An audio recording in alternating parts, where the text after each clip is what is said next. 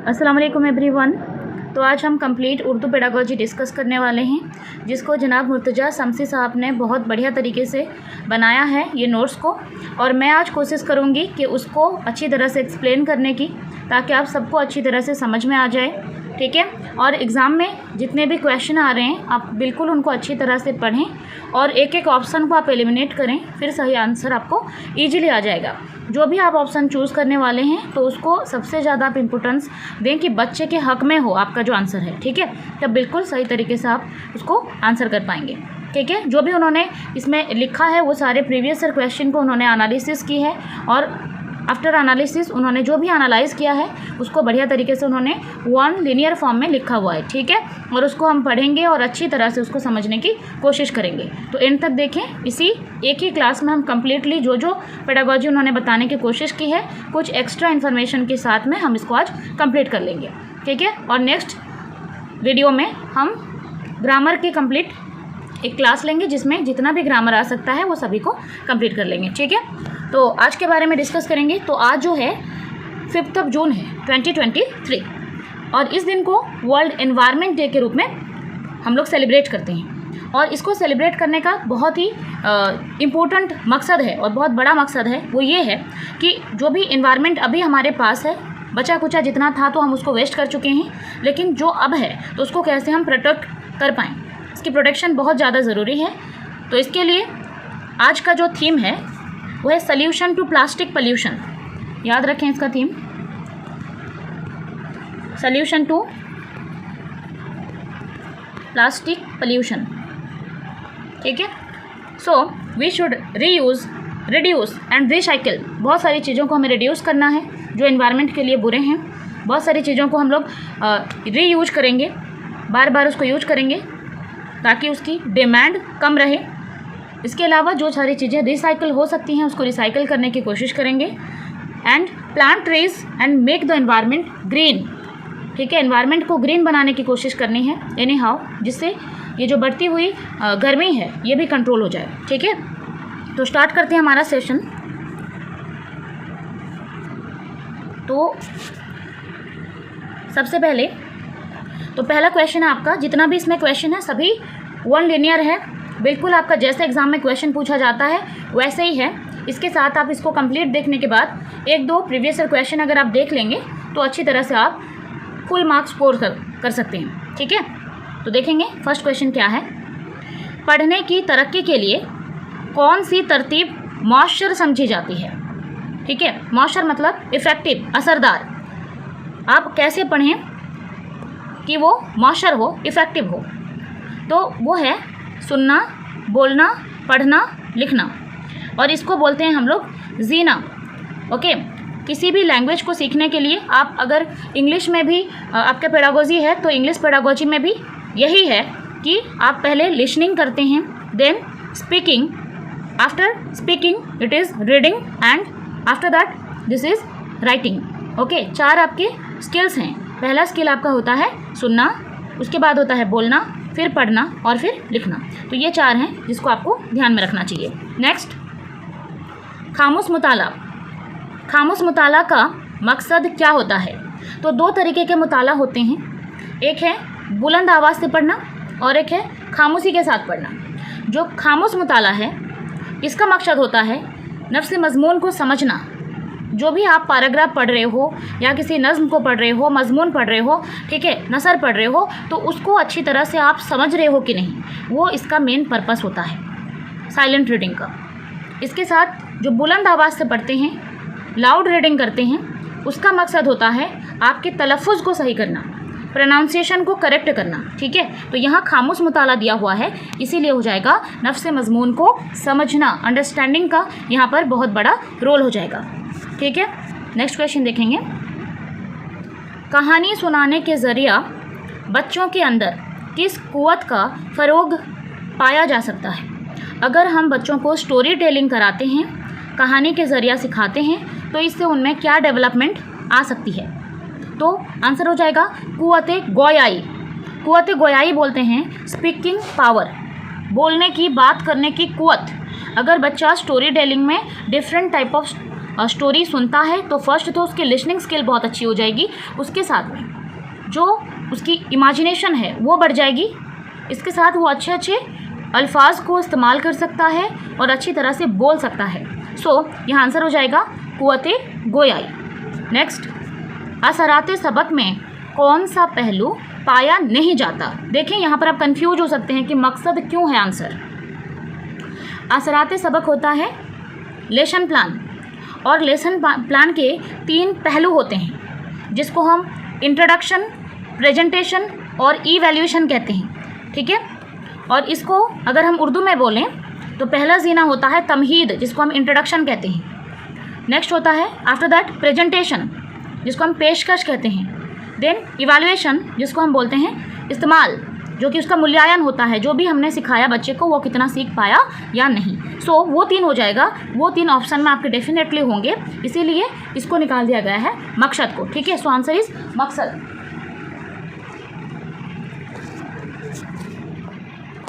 मकसद पहलू में नहीं है, ठीक है।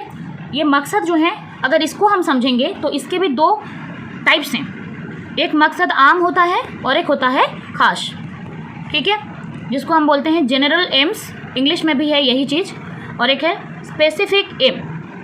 अगर हम उर्दू पढ़ा रहे हैं तो ये हमारी मादरी ज़ुबान है, तो मादरी ज़ुबान के बारे में दिलचस्पी पैदा करना, ठीक है, बच्चे को सही तलफ़्फ़ुज़ सिखाना, बच्चे की किरदार साजी पर जोर देना, ठीक है, ये सब हो जाएंगे उसके आम मकासद, जैसे उसके ज़ख़ीरा अल्फाज में इजाफा करना, वोकेबलरी उसका स्ट्रॉन्ग करवाना, ठीक है। और अगर हम उसको मुश्किल अल्फाज सिखाना चाह रहे हैं तो बिल्कुल सिंपल सेंटेंसेस बनाएं ताकि वो अच्छी तरह से समझ पाए, तो ये है आम मकसद। उसी तरह ख़ास मकसद वो होते हैं जो आपके टॉपिक रिलेटेड होते हैं, जैसे कि उसको हम बोलते हैं इंग्लिश में स्पेसिफिक एम्स। सपोज हम आपको उसको पढ़ाने वाले हैं हुब्बुल वतनी, कोई भी बच्चे को हम हुब्बुल वतनी पढ़ा रहे हैं अपने क्लास में, तो उसमें हम वतन के लिए मर मिटने वाले शहीदों के बारे में बताएं, उस टॉपिक रिलेटेड होना चाहिए। बच्चों के अंदर कौमी यकजहती पैदा करें, हमदर्दी, नेकी, इंसानियत डेवलप कराएं, तो उस टॉपिक से रिलेटेड हमारा जो है ख़ास मकसद होना चाहिए, ठीक है। तो कौन सा लेसन प्लान का पहलू नहीं है, वो हो जाएगा मकसद, क्योंकि लेसन प्लान के तो 3 पहलू होते हैं जिसको हम बोलते हैं introduction, presentation, evaluation. Lesson plan में मकसद होता है लेकिन पहलू में नहीं है, इसलिए मकसद होगा आंसर। क्लियर। नेक्स्ट, ज़ुबान सीखने के अमल को अमूमन कितने हिस्सों में तकसीम किया गया है? ठीक है, ज़ुबान सीखने का अमल है तो 2 हो जाएगा इसका सही जवाब। 2 तरीके होते हैं, एक होता है लैंग्वेज लर्निंग और एक होता है एक्वाइजेशन, जिसको उर्दू में अगर हम कहें तो एक होता है कुदरती तरीके से बच्चा सीखता है नेचुरली, उसको हम बोलते हैं लैंग्वेज एक्वाइजेशन, ठीक है। और एक होता है जिसको हम लोग ज़ुबान की आमोजिश कहते हैं, जिसमें आमोजगार यानी बच्चा लर्न करता है, ठीक है। प्रैक्टिकली हम लोग क्लास में उसको सिखाते हैं कोई चीज़, तो वो है क्या, लर्निंग, ज़ुबान की आमोजिश। लेकिन और एक जो नेचुरली होता है, जैसे कि मदर टंग है बच्चे का, जो उसकी मादरी ज़ुबान है, ठीक है, उसको हम लोग नेचुरली हम लोग बातचीत करते हैं घर में, वो इन्वायरमेंट है जिससे बच्चा अपने आप सीख जाता है, तो वो है लैंग्वेज एक्वाइजेशन। और एक है लैंग्वेज लर्निंग, जिसे हम बच्चे को सिखाते हैं। ज़ुबान सीखने के मकसद में अमूमन कितने हिस्सों में तकसीम किया गया है? ठीक है, तो ज़ुबान सीखने का 2 मकसद होता है, ठीक है। तो उसको अगर हम कहें तो एक होता है आम मकसद और एक है ख़ास मकसद, जिसे मैं डिस्कस कर चुकी हूँ। ज़ुबानी जांच से तलबा की किन किन सलाहियतों में इजाफ़ा हो सकता है? ठीक है, ज़ुबानी जांच उसको कहते हैं जो कि ओरल टेस्ट होता है। ओरल टेस्ट से बच्चे के 2 सलाहियत डेवलप होते हैं, एक तो सुनना, क्योंकि हम क्वेश्चन उसको पूछ रहे हैं तो वो सुन रहा है और फिर वो जवाब देगा ना, तो सुनना और बोलना। ज़ुबानी जांच से तलबा के अंदर में 2 सलाहियतें डेवलप की जा सकती हैं, सुनना और बोलना। ज़ुबान सीखने का पहला जीना क्या है? तो ज़ुबान के 4 जीने हैं। पहला है सुनना, दूसरा है बोलना, तीसरा है पढ़ना और चौथा है लिखना। तो पहला पूछा हुआ है तो सुनना हो जाएगा सही। दर्स के वक्त में एक उस्ताद कितने किस्म की पढ़ाई पर ज़ोर देता है? जब एक उस्ताद क्लास में पढ़ाता है तो वो 2 किस्म की पढ़ाई पर ज़ोर देता है। एक होता है बुलंद आवाज़ से पढ़ना, तेज़ तेज़ पर पढ़ना, ज़ोर ज़ोर से, लाउड रीडिंग, और एक होता है खामोशी से मुताला करना, जिसको हम बोलते हैं साइलेंट रीडिंग। नेक्स्ट क्वेश्चन, सुनकर लिखने के अमल को क्या कहते हैं? उसको बोला जाता है डिक्टेशन, जिसको हम बोलते हैं इमला। ठीक है, जो सुनकर टीचर कुछ बोले और आप उसको लिख रहे हो तो उसको डिक्टेशन कहते हैं। और इससे 2 स्किल आपके डेवलप होते हैं, एक लिसनिंग है और दूसरा राइटिंग है, क्योंकि आप सुन के लिख रहे हो। ये वाला क्वेश्चन आपके एग्ज़ाम में पूछा जा रहा है, तो इसलिए इसको आप ध्यान से देखें। ऐसे देखें आप, टुकड़ा टुकड़ा के हर्फ लिखा हुआ है, काफ लाम मीम प्लस देकर लिखा हुआ है टुकड़ा टुकड़ा करके, और फिर इसको जोड़ा गया है कलम।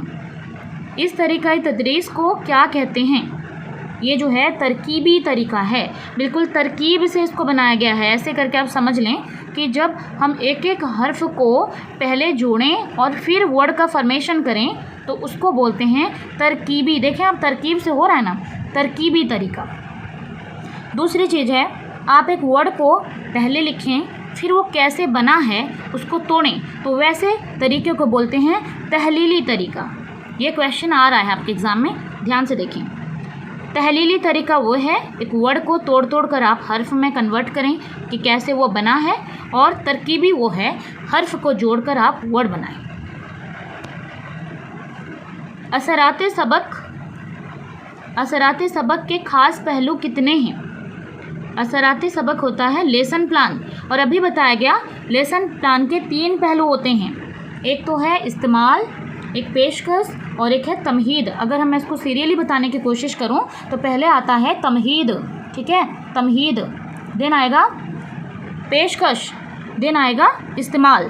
तो इंट्रोडक्शन, प्रेजेंटेशन एंड इवैल्यूएशन। मारूजी जांच में कितना जवाब सही होता है? मारूजी जांच कहते हैं ऑब्जेक्टिव टेस्ट को, 1 मार्क वाले जो क्वेश्चन होते हैं ना, उसको बोला जाता है मारूजी जांच। तो इसमें होता है 1 जवाब सही। और इसके बहुत सारे टाइप्स होते हैं, बेसिकली इसके 4 टाइप्स हैं। पहला टाइप है उसका अल्टरनेटिव टाइप, जिसको बोलते हैं मुतबादिल जवाब मुदात। और दूसरा है मल्टीपल चॉइस क्वेश्चंस, जिसको बोलते हैं तादी इंतखाब मुदात। नीचे है, इसे हम डिस्कस करेंगे फिर से। तीसरा है ममासिल मुदात, जिसको हम मैचिंग टाइप कहते हैं, जिससे हमें कॉलम ए को कॉलम बी में मैच करना होता है। And finally the 4th one is completion test. आप तकमीली मुदात करते हैं, जैसे पढ़ाने वाले को डैश कहते हैं तो आपको फील करना पड़ता है वो डैश क्या होता है। तो ये जितने भी क्वेश्चंस हमने बताए, ये चारों के चारे जो हैं वो मारूजी जांच कहलाएंगे, क्योंकि हर क्वेश्चंस के 1 जवाब हैं। दैट्स वाई आपका 1 हो जाएगा सही। नेक्स्ट, तालीमी निज़ाम की बुनियाद किस पर है? जो तालीमी निज़ाम है आपके एजुकेशनल सिस्टम, तो उसका जो बुनियाद है वो तालिब इल्म होना चाहिए, बच्चा होना चाहिए। ठीक है, एक बच्चा बुनियादी तौर पर मादरी ज़ुबान सीखता है कैसे? इनिशियली बुनियादी तौर पर मतलब प्राइमरी क्लासेस में बच्चा ज़ुबान कैसे सीखता है? सुन कर के सीखता है। ठीक है, इसीलिए पहला जीना आपका है लिसनिंग, क्योंकि बच्चा तभी अच्छा बोल पाएगा जब वो अच्छी तरह से सुना होगा। सो यहाँ पर हो जाएगा मादरी ज़ुबान को सीखता है सुनकर।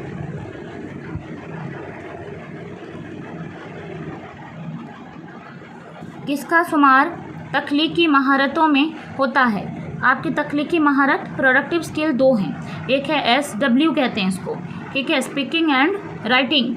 बोलना और लिखना को प्रोडक्टिव स्किल कहते हैं, क्योंकि इससे ना आप कितना समझे हो वो आप बोलते हो या फिर लिख के बताते हो। ठीक है, उसी तरह रिसेप्टिव स्किल हैं 2, जिसको हम बोलते हैं L and R, listening and reading. Listening और रीडिंग को बोला जाता है रिसेप्टिव स्किल, क्योंकि लिसन करके आप रिसीव कर रहे हो, रीडिंग करके भी आप बुक से रिसीव कर रहे हैं। लेकिन प्रोडक्टिव स्किल में आप प्रोड्यूस करते हैं कि आपने जितना समझा आप उसको बोल के बताएं या फिर आप लिख के बताएं। दैट्स वाई प्रोडक्टिव स्किल होता है बोलना और लिखना। नेक्स्ट, स्कूल में पहली ज़ुबान के तौर पर किस ज़ुबान को पढ़ाया जाना चाहिए? तो पहली ज़ुबान के तौर पर स्कूल में पढ़ाया जाना चाहिए मादरी या इलाकाई ज़ुबान, क्योंकि बच्चा अपने एनवायरनमेंट से बहुत ज़्यादा कनेक्टेड होता है और अपनी मादरी ज़ुबान उसको सुना है, उसको वो अच्छी भी लगती है, क्योंकि घर में वैसा माहौल है कि उसके घर में सभी मादरी ज़ुबान बोलते हैं। दैट्स वाई इनिशियल क्लास में शुरू में हमें उसको मादरी ज़ुबान में ही पढ़ाना चाहिए। बच्चा ज़ुबान सीखता है फितरी माहौल में। देखें, पहली ज़ुबान उसकी मादरी ज़ुबान है और उसको फितरी माहौल में, लोकल एनवायरनमेंट में वो सीख जाता है, क्योंकि सभी वही ज़ुबान बोलते हैं। बच्चा अमूमन सबसे पहले किस तरह के लफ्ज़ बोलता है? इसम बोलता है। इसम बोलते हैं नाउन को, नेमिंग वर्ड्स बोलता है बच्चा पहले। जैसे कि वो पहले अम्मी अब्बू कुछ बोलेगा, दादा दादी बोलता है, या फिर हम उसको ऐसे बुक्स देते हैं जिसमें बहुत सारे पिक्चर्स हों और उसको पढ़ कर के एक एक वर्ड को, तोता, मैना, उसके बाद में हम उसको इंग्लिश के अल्फ़ाबेट वाले बुक्स देते हैं जिसमें बहुत सारा पिक्चर्स हो, जैसे बर्ड्स हो, फ्रूट्स हो, ठीक है, जिससे वो उनका नाम पता करेगा। नाम पढ़ता है तो उसको बोलेंगे हम इस्म। एक उस्ताद की हैसियत से आप तलबा का ध्यान कैसे मरकूज़ करेंगे? एज अ टीचर आप कैसे एक बच्चे का ध्यान अपनी तरफ लेके आएंगे? तदरीस को दिलचस्प और आसान बनाकर, ठीक है, आपका क्लास बच्चे को इंटरेस्टिंग लगेगा तो बच्चा आपके क्लास में बैठेगा और कभी भी एब्सेंट नहीं रहेगा, ठीक है। इसके लिए अपने मेथड्स को अच्छे बनाने हैं आपको, ताकि वो इंटरेस्टिंग बने और बच्चा आपको सुने, ठीक है। नेक्स्ट, एक उस्ताद का सबसे अहम काम क्या होता है? जवाब है पढ़ाई के काम को मुनज़्ज़म करना, ठीक है। जो भी आप पढ़ाने वाले हो क्लास में, उसके लिए आप लेसन प्लान बनाना चाहिए। बिल्कुल जिस टॉपिक को आपको क्लास में डिलीवर करना है उसको आप अच्छे से पढ़ें और उसके साथ साथ एक्स्ट्रा नॉलेज कुछ गेन करें, जो आप उस टाइम में उस टॉपिक रिलेटेड एग्जाम्पल से बच्चे को समझा सकते हैं और कुछ एक्स्ट्रा इन्फॉर्मेशन उसको दे सकते हैं, जिससे उसका ऑलराउंड डेवलपमेंट हो सके। ज़ुबान सिखाने में आम तौर पर किस किस्म के सवालात मुफीद होते हैं? ठीक है, तो जब भी आप बच्चे को ज़ुबान सिखाने की कोशिश करें तो आप ऐसे सवाल रखें जिनके जवाब मुख्तसर हों, छोटे छोटे हों, बिल्कुल क्वेश्चन क्लियर हो, ताकि बच्चा उसको समझ पाए और अपने तरीके से किस तरह वो जवाब लिखे, इसके लिए आपको ध्यान देना चाहिए। बहुत सारे टीचर्स होते हैं जो डायरेक्टली आंसर नहीं लिखे बच्चे, तो उनके मार्क्स रिड्यूस कर देते हैं, जो कि एक तरह का रॉन्ग मेथड है। आपको बिल्कुल भी वो मौका देना चाहिए जिससे बच्चा अपना दिमाग लगा करके अपनी तरीके से उसको लिख पाए, ठीक है। नेक्स्ट, ज़ुबान जानने का मतलब है ज़ुबान में इजहार ख्याल की सलाहियत रखना, ठीक है। हम लोग ज़ुबान इसलिए सीखते हैं ताकि जो भी हम लोग समाज के लिए रेडी हो रहे हैं, सोसाइटी में हम आ रहे हैं, तो उससे हम अच्छी ज़ुबान का इजहार कर सकें, ठीक है, हमारा सोशलाइजेशन अच्छे से हो पाए, इसीलिए हम ज़ुबान जानते हैं। बातचीत के दौरान कौन कौन से दो अमल साथ साथ चलते हैं? अगर आप बातचीत कर रहे हो तो आप बोल रहे हो तो कोई सुन रहा है, या फिर कोई बोल रहा है तो आप सुन रहे हो, तो बातचीत में यही दो चीज़ होती है, सुनना और बोलना। नेक्स्ट, तख्ताशिया किसके लिए है? तख्ताशिया ब्लैक बोर्ड जो होता है वो बच्चे के लिए भी है और उस्ताद के लिए भी है, क्योंकि एक लर्निंग एक्टिविटी में दोनों का ही होना बहुत ज़रूरी है। एक्टिवली टीचर और स्टूडेंट दोनों पार्टिसिपेट किए तभी जो है अच्छी तरह से पढ़ाई हो सकती है। आपके ख़याल में तालीम का मकसद क्या होना चाहिए? ठीक है, तो एजुकेशन का मकसद क्या है? इल्म हम्मा ज़िहत फ़रोग़, यानी तालिब इल्म की हम्मा ज़िहत फ़रोग़ करना, उसकी ऑल राउंड डेवलपमेंट करना, एक बच्चे के अंदर में उसका सोशलाइजेशन करवाना, उसका फ़िज़िकल डेवलपमेंट, कॉग्निटिव डेवलपमेंट, ठीक है, देन उसका इमोशनल डेवलपमेंट करवाना, उसके साथ साथ उसकी जो सोशलाइजेशन है, उसकी मॉरल डेवलपमेंट भी आपको करानी चाहिए। सभी ऑल राउंड डेवलपमेंट कराना, यही है एजुकेशन का मकसद। नेक्स्ट, ज़ुबान की तदरीस के दौरान असातिज़ा को किससे काम लेना चाहिए? तो जब भी आप पढ़ा रहे हैं क्लास में, सबसे ज़्यादा उसकी ज़रूरत है वो है सब्र व तहमील, पेशेंस। एक टीचर को पेशेंट होना बहुत ज़रूरी है। अगर वो पेशेंस रखेगा तभी बच्चे को समझा सकता है, उसको पढ़ा सकता है। क्योंकि एवरी चाइल्ड इज़ यूनिक, हर बच्चा जो है अलग है और उसके सीखने की रफ्तार भी अलग होगी। इसीलिए आपको पेशेंस रखना है कि आप हर किसी को अलग अलग मेथड्स में अच्छी तरह से पढ़ा सकें। कवायद किस तरह से समझाना बेहतर है, कैसे आप अच्छी तरह से कवायद पढ़ा सकते हैं, मिसालें बताकर। आपको जो भी पढ़ाना है पहले आप उसको एग्जाम्पल दें, फिर आप बाद में उसको डेफिनेशन बताएं। ठीक है, सीधे आप डायरेक्ट जाकर के पढ़ाना शुरू कर देंगे, सीधे लिख देंगे उसका डेफिनेशन, फिर आप पढ़ाएंगे तो वो ज़्यादा इफ़ेक्टिव नहीं होगा, क्योंकि बच्चे को इंटरेस्टिंग क्लास चाहिए। आप उन्हीं से रिलेटेड बहुत सारा एग्जांपल्स दें पहले, देन उसको बताएं कि इसको ये कहते हैं, देन उसको अच्छी से समझ आएगी। समई और बसरी आलात से तलबा क्या हासिल कर सकते हैं? समई होता है सुनना, ऑडियो, और बसरी होता है विजुअल। ठीक है, 3 तरह के हमारे लर्निंग एड्स होते हैं, टीचिंग लर्निंग मटेरियल। एक तो होता है समई, जिससे हम लोग सुनते हैं, ऑडियो, और एक होता है बसरी, विजुअल होता है, जिसे हम बच्चे को दिखा के सिखाते हैं, और एक होता है समई बसरी, जिसमें हम दिखाते भी हैं और उसको बोलते भी हैं। ठीक है, और उसका क्या मकसद है? ख़यालात की तफ़हीम, जो भी हम उसको समझाना चाहते हैं बच्चा समझ पाए, इसीलिए हमें समई और बसरी आलात का इस्तेमाल ज़रूर करना चाहिए। ठीक है, अच्छा उस्ताद की खासियत क्या है? एक अच्छा उस्ताद वो है जो बच्चे को सीखने के लिए भरपूर मौका फराहम करे। ठीक है, तो वो मेथड अब नहीं रहा जो कि टीचर सेंटर्ड हुआ करता था। बिल्कुल टीचर जो सिखाएगा बच्चा एज इट इज़ उसको ले लेता था। अभी क्या करना है, हमको लर्नर सेंटर मेथड में पढ़ाना है, जिसमें बच्चा ही सबका मरकज़ है। बच्चे की उसकी मेंटल एबिलिटी के हिसाब से हमें पढ़ाना है और बिल्कुल बच्चा खुद जो है वो नॉलेज का कंस्ट्रक्शन करेगा। हमें बस फैसिलिटेट करना है, उसको मौका देना है। ठीक है, सीखने के लिए भरपूर मौका फराहम करना। ठीक है, नेक्स्ट, ज़ुबान की आमोजिश में रवानी का मतलब क्या होता है? रवानी होता है फ्लुएंसी।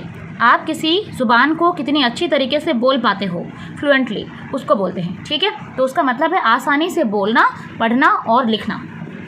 किसी भी ज़ुबान को कैसे आप आसानी से बोलते हैं, कैसे आसानी से पढ़ते हैं और कैसे लिख पाते हैं। सीखने और सिखाने के अमल में मुतहरिक होते हैं कौन? सीखने सिखाने का अमल होता है पढ़ना, पढ़ाई जो इक्तिसाब है हमारा, उसमें एक्टिव रहना किसको ज़रूरत है? मौलिम को और मुतालिम को। टीचर और स्टूडेंट दोनों ही एक्टिव रहना ज़रूरी है। फ़न तदरीस का हिस्सा क्या है? मालूम से नामालूम की तरफ जाना।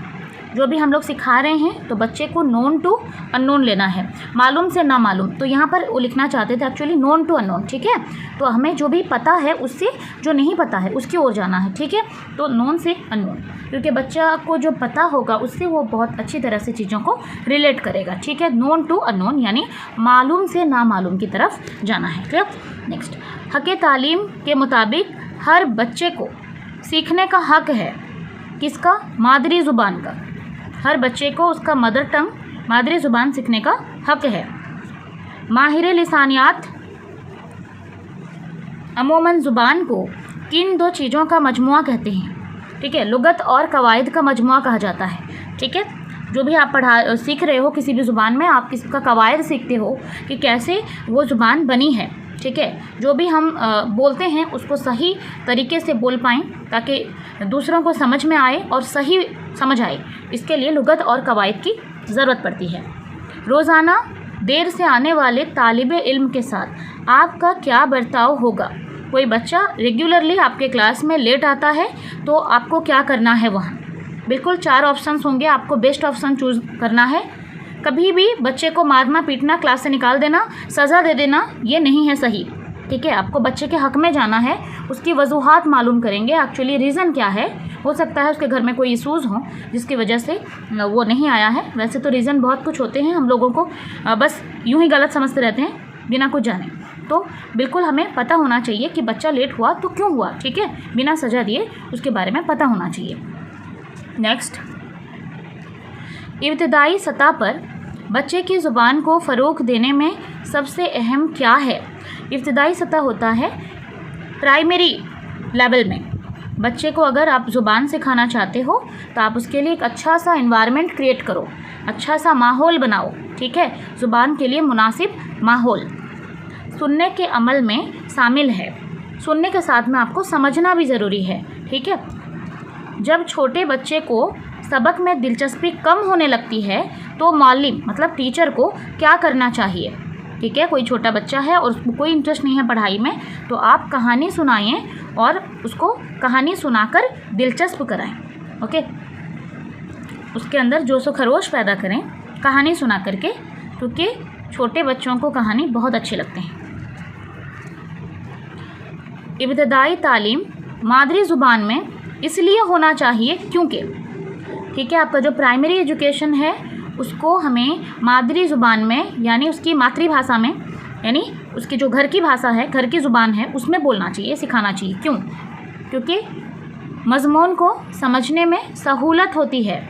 जो भी हम उसको पढ़ाना चाहते हैं उसको वो ईज़िली समझ पाएगा, क्योंकि वो घर में वही लैंग्वेज को बोलता है, उसको पता है वो लैंग्वेज को। कमरा जमात में दर्स व तदरीस का मियार ज़ाहिर होता है किससे? ठीक है, क्लासरूम में टीचिंग लर्निंग एनवायरनमेंट आप कैसे क्रिएट कर सकते हो? तलबा के सवालात के मियार पर।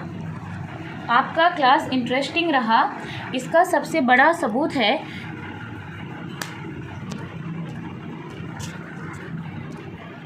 बच्चा कितना आपसे क्वेश्चन करता है, ठीक है, तो ये बहुत अच्छी बात होती है। नेक्स्ट हो गई तलबा के सवालात के मियार पर, ठीक है, कितना सवाल करता है वो ज़्यादा ज़रूरी है। तदरीस के कामयाबी का इन्हिसार किस पर है? ठीक है, उस्ताद की तैयारी पर। आप अगर पढ़ाने जाते हैं तो आपकी तैयारी कैसी है उस पर डिपेंड करता है कि आपने प्लान कैसे बनाया हुआ है।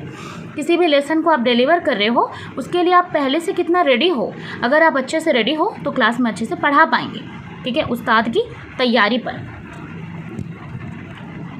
पढ़ने से कबल की सरगर्मियों का क्या मकसद है? पढ़ाने से पहले हम बच्चे को इंटरेस्टिंग एक्टिविटी कराते हैं ताकि सबक में दिलचस्पी पैदा हो सके। आप जैसे ही क्लास में गए वैसे ही आपने पढ़ाना शुरू कर दिया तो बच्चा इंटरेस्टिंग वे में आपकी तरफ नहीं दिखेगा, ठीक है। तो उसको अच्छे से आपकी तरफ अट्रैक्ट करने के लिए आपको उनसे बातें करनी पड़ेंगी जो कि उस टॉपिक से रिलेटेड हो और इंटरेस्टिंग वे में आप उसको रिप्रेजेंट कर सकते हैं, ठीक है। पहली जमात के तलबा को ज़ुबान की तदरीस के वक्त आपकी तवज्जो किस पर होगी? ठीक है, ज़ुबान की अमली इस्तेमाल पर, ठीक है। जो भी आप उसको सिखाना चाहते हैं जैसे डे टू डे लाइफ में वो उसको वर्क करे, काम करे, ठीक है, एक्टिविटी के बेस पर वो सीखेगा। अपने जज्बात को दूसरे इंसान के जहन में मुंतकिल करने का वसीला कहलाता है क्या? उसको ज़ुबान कहते हैं, यानी लैंग्वेज कहते हैं, जिससे हम अपने दिल में जो भी जज्बात हैं उसको दूसरे के सामने रखते हैं। वो क्या है? ज़ुबान है, यानी भाषा है। प्राइमरी तालीम का वसीला क्या होना चाहिए? मादरी ज़ुबान। अभी जो NEP 2020 आया है उसमें भी यही बोला गया है कि क्लास 5th तक आपको बिल्कुल मदर टंग का यूज करना है, ठीक है, क्योंकि अभी जो है वो हमारा 5+3+3+4 आ गया है पैटर्न एजुकेशन का, ठीक है, और उसी में यही बताया गया है कि आप मादरी ज़ुबान का यूज़ कर सकते हो क्लास 5th तक। क्लासरूम में खामोश मुताला का एक अच्छा तरीका है साइलेंस रीडिंग से क्या होता है? तलबा को तफ़हीम पर तवज्जो मरकूज़ रखने के काबिल बनाने का, ठीक है, जो भी हम पढ़ाए उसको वो समझेगा साइलेंट रीडिंग करा तो। सुनी हुई बात के माने को हम कितने तरह से समझ सकते हैं? ठीक है, तो हम 2 तरीके से समझ सकते हैं। उर्दू में जुमले की तरकीब किस तरह होती है? पहले इस्म होता है, फिर मफ़ूल होता है और फिर फ़ेल होता है। आप इसको लर्न कर लें कि किस तरह आप किसी जुमले को बनाते हैं। जैसे कि अगर हम इंग्लिश में बात करेंगे तो हम पहले सब्जेक्ट लिखते हैं, फिर वर्ब लिखते हैं, उसके बाद जो अदर पार्ट होते हैं ऑब्जेक्ट वगैरह उसको लिखा जाता है। वैसे ही उर्दू में पहले इस्म लिखा जाता है, ठीक है, और मफ़ूल लिखा जाता है जिस पर काम का असर पड़ा हो, और उसके बाद काम को लिखा जाता है, वर्ब को लिखा जाता है। बच्चों को कहानी सुनाने के अलावा और क्या ज़रूरी है? कहानी सुनाने के अलावा कहानी बोलने के लिए मौका देना, ठीक है, कि वो भी अपने तरफ से उसके कैरेक्टर में जो भी कहानी आपने सुनाया उसमें कौन कौन से कैरेक्टर थे, उस स्टोरी में क्या क्या सीखे हम, उससे रिलेटेड हम क्वेश्चन कर सकते हैं बच्चे को, ताकि वो उसका आंसर करे। इससे पता चलेगा वो कितना समझा है। पढ़ने के दौरान सबसे अहम होता है टेक्स्ट की मानी को समझना। जो भी हम पढ़ रहे हैं उसका मानी समझना ज़रूरी है। तालीम के मियार को किस चीज़ से बुलंद किया जा सकता है?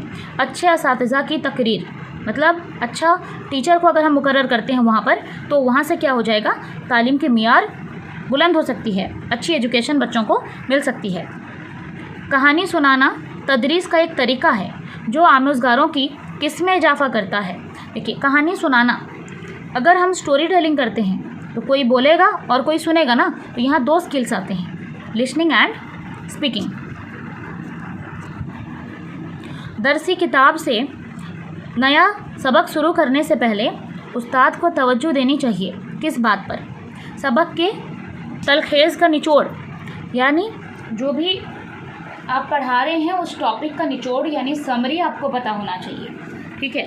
उससे उसको और भी ज़्यादा इंटरेस्टिंग बनाया जा सकता है। ज़ुबान की तालीम में कमज़ोर तलबा के लिए बेहतर तालीमी तदरीस क्या है? तालिब इल्मों को अलग अलग पढ़ाना। देखिए, इसका मतलब ये नहीं है कि आप बिल्कुल उनको क्लास से बाहर निकाल दें या फिर बिल्कुल सेपरेट कर दें। इंक्लूसिव एजुकेशन के अकॉर्डिंग हमें बिल्कुल भी सेपरेट नहीं करना है बच्चों को, उनको साथ रखना है, लेकिन अपने मेथड्स में चेंज करेंगे। सभी के लिए एक ही मेथड का यूज नहीं करेंगे, क्योंकि बच्चा अलग अलग तरीके से सीखता है, तो हमें अलग अलग मेथड्स का यूज करना है, अलग अलग तरीके से पढ़ाना है। नेक्स्ट, तलबा में रटने की आदत होने की वजह से उनकी तरक्की में क्या रुकावट पैदा हो सकती है? अगर बच्चा रट रहा है, इसका मतलब जिसने भी हमने जो भी पढ़ाया मजमून, उसको बच्चा समझा नहीं है, समझ नहीं पाया है, तो हमें क्या करना है, वो पढ़ाई पर मुकम्मल तौर पर उसको जहनशी नहीं हुई है, उसको बिल्कुल हमें और अच्छी तरह से पढ़ाने हैं ताकि वो उसको समझ में आ जाए, ठीक है। और वो अगर रट रहा है, इसका मतलब जो भी पढ़ाए हैं उसको वो समझा नहीं है, उसकी जहनशी नहीं हुई है। मादरी ज़ुबान की तदरीस के लिए कौन सा तरीका बेहतर नहीं है? तलफ़्फ़ुज़ की जानकारी रखना। तो मादरी ज़ुबान की तदरीस के लिए कौन सा तरीका बेहतर नहीं है? तो सिर्फ आप प्रोनाउंसिएशन पर जोर नहीं देंगे, आपको उसके ऑलराउंड डेवलपमेंट करनी है। जैसे कि मादरी ज़ुबान आप सिखा रहे हो, सबसे पहले उसके अंदर कन्फ्रेंसन होनी चाहिए, तो हम उसके अंदर में साइलेंट रीडिंग करवाएंगे, उसके साथ बहुत सारे क्वेश्चंस करवाएंगे, जिसकी वजह से उसका सारा डाउट क्लियर हो। निसाबी तालीम एक तरीका है जिससे टेक्स्ट बुक जो है उससे क्या करते हैं, मुश्किलात हल करने में मदद मिलती है, ठीक है। ये भी एक तरह का TLM है। ज़ुबान पढ़ाने के लिए समई और बशरी तरीक़ाकार का इस्तेमाल किसके लिए मुफीद है? यानी ऑडियो विजुअल एड्स का जो हम इस्तेमाल करते हैं उसका मेन वजह यह है कि दुरुस्त तलफ़्फ़ुज़, मतलब अच्छी तरह से हम उसको प्रोनाउंस कर पाएँ। अच्छी बात है कि आप उसको सुनकर अच्छी तरह से प्रोनाउंस कर सकते हो। इसके अलावा जो भी हम लोग कर रहे हैं, जो भी पढ़ रहे हैं, उसको अगर देख कर सीखें और उसको सुनकर सीखें तो अच्छा सीखेंगे और वो बहुत दिन तक आपके माइंड में रहता है, ठीक है। इसीलिए हम उसको समई और बसरी TLM का इस्तेमाल करते हैं। वसई मुताला का मतलब है, देखिए वसई मुताला कहते हैं एक्सटेंसिव रीडिंग को, जिसमें कॉमिक्स नॉवेल वगैरह होता है जो हम इंटरटेनमेंट के लिए पढ़ते हैं, ठीक है। तो मौजू को समझने और लुत्फ़अंदोज़ होने के लिए, इंटरेस्टिंग करने के लिए हम एक्सटेंसिव स्टडी करते हैं। ऐसे स्कूल जिसमें आम और ख़ास तालीम में फ़र्क नहीं करते, वो क्या है? ये है इंक्लूसिव स्कूल, जिसको हम रेगुलर स्कूल कहते हैं। जो भी हमारे स्टेट में जितने सारे स्कूल्स हैं, सरकारी स्कूल्स, वो सारे इंक्लूसिव स्कूल हैं, यानी वो सब रेगुलर इंक्लूसिवली जो है बच्चों को साथ लेकर चलते हैं, मुस्तमिल स्कूल हैं, जिसमें अगर कोई बच्चा डिफरेंटली एबल है, दिव्यांग है, अगर उसको कोई चलने में देखने में कोई दिक्कत है, तो वो भी नॉर्मल बच्चों के साथ में थोड़ा बहुत सुधार करके उसको भी शामिल किया जा सकता है इंक्लूसिव क्लासरूम में।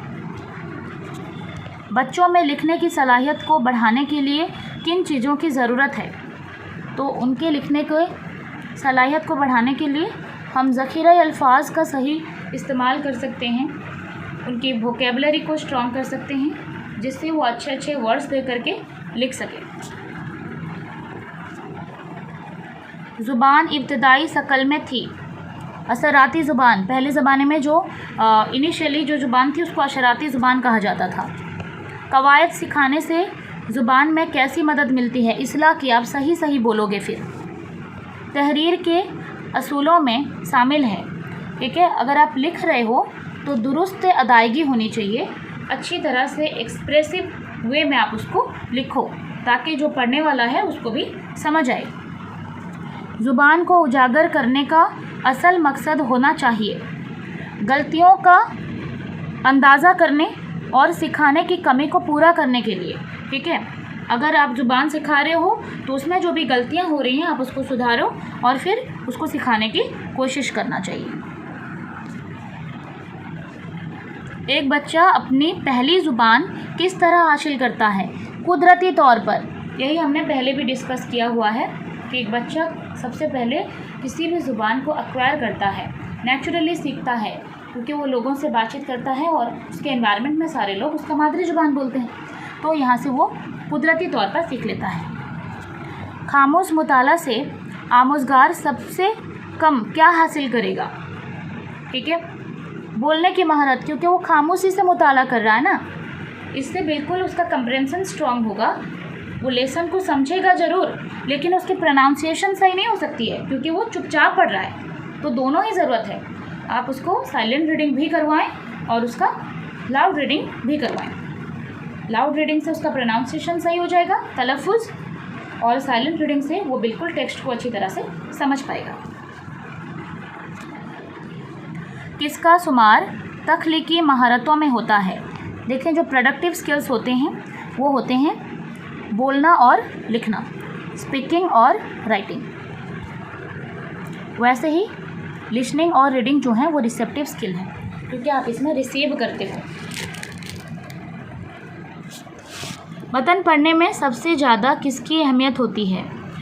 ठीक है, उस मतन की माने को समझना, जो भी आप पढ़ रहे हो ना उसका मतलब आपको समझ आना चाहिए। रवानी के साथ पढ़ने का मकसद है, किसी भी टेक्स्ट को आप फ्लुएंसी के साथ पढ़ रहे हो, इसका मकसद है तफसील से मज़ीद मालूमात हासिल करना। जो भी इंफॉर्मेशन आपको उस टेक्स्ट के थ्रू दी गई है आप तफसील के साथ में उसको मालूमात रखेंगे उसका। तलबा को ज़ुबान सिखाते वक्त इसके अंदर तलफ़ुज़ की तहफ़ीम में कमी हो जाती है, इससे कैसे बचाया जा सकता है? तो क्लासरूम में बाआवाज़ बुलंद पढ़ना, एक टीचर की सबसे बड़ी पावर यही होती है कि उसका वॉइस क्लियर हो और ऑडिबल हो और दूर तक बच्चों को सुनाई दे और फिर समझ आए उन्हें। ठीक है, तो आपको बाआवाज़ बुलंद पढ़ाना है।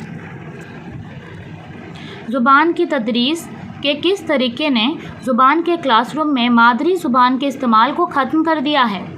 यह है रासिद तरीका, क्योंकि हम लोग डायरेक्ट मेथड में पढ़ाते हैं, सो क्लासरूम में मादरी ज़ुबान जो है उसका इस्तेमाल ख़त्म हो गया है। तो ये जो है डायरेक्ट मेथड, इसके बहुत सारे फ़ायदे भी हैं और नुकसान भी हैं। फ़ायदे ये हैं कि अगर आप टारगेट लैंग्वेज को पढ़ा रहे हो, इंग्लिश को पढ़ा रहे हो, ठीक है, और आपको प्राइमरी में तो बिल्कुल इसको बाइलिंगुअल पढ़ाना है, बिल्कुल मादरी ज़ुबान से जोड़ कर पढ़ाना है, क्योंकि बच्चा अभी छोटा है। लेकिन यही चीज़ जो है हम बिल्कुल मादरी ज़ुबान का हेल्प लेते लेते हमें इसकी इतनी आदत हो जाती है कि बच्चा टारगेट लैंग्वेज को बिल्कुल सीखने से डरता है। यही नतीजा है कि बहुत सारे लोग इंडिया भर में, ठीक है, इतने दिनों से इंग्लिश पढ़ते हुए भी इंग्लिश बोलने से डरते हैं। ये एक बैड इफ़ेक्ट है इसका।